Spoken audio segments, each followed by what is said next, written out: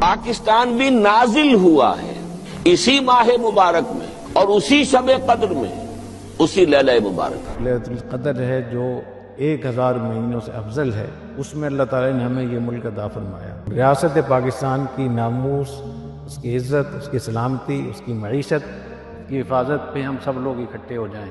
پاکستان کے قیام سے اب تک پاکستان کے خلاف سازشیں ہوتی آئی ہیں، لیکن یہ کلمے کے نام پر بننے والا ملک جب کلمہ قیامت تک کے لیے ہے تو انشاءاللہ یہ ملک بھی قیامت تک کے لیے ہے۔ اس کی ترقی کے لیے، اس کے استحکام کے لیے، اس کی سلامتی اور مضبوطی کے لیے اپنے اپنے دائرہ کار میں رہتے ہوئے ہم پاکستان کی خدمت کریں۔ ہم اپنی اولادوں اور نسلوں کو ایک پرامن، خوشحال اور ترقی یافتہ پاکستان حوالے کریں۔ حیثیت پاکستانی ہمیں ان تمام منفی قوتوں کے خلاف متحد رہنا ہوگا جو لسانی، صوبائی اور مذہبی تعصبات کی بنیاد پر ملک کی جڑیں کمزور کرنے پر تلے ہوئے ہیں۔ پاکستان وہ واحد اسلامی ملک ہے جو کسی نظریے کی بنیاد پہ بنا، اور نظریہ کیا تھا؟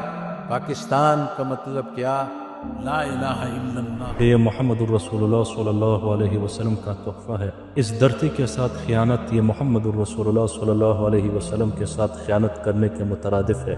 کہ اس نعمت کو جس مقصد کے لیے اللہ رب العزت نے دیا ہے، اس نعمت حقوق کا پورا خیال رکھیں۔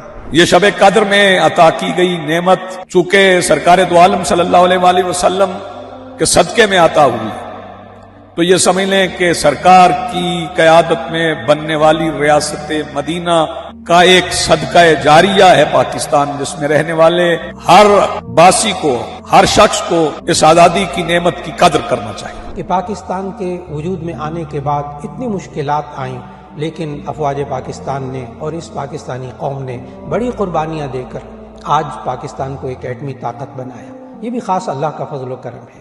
پوری اسلامی دنیا کے اندر واحد اسلامی طاقت ہے کہ ہم اسی طرح باہمی یکجہتی سے، اتحاد اور اتفاق سے ہم اس ملک کو مزید مستحکم کریں۔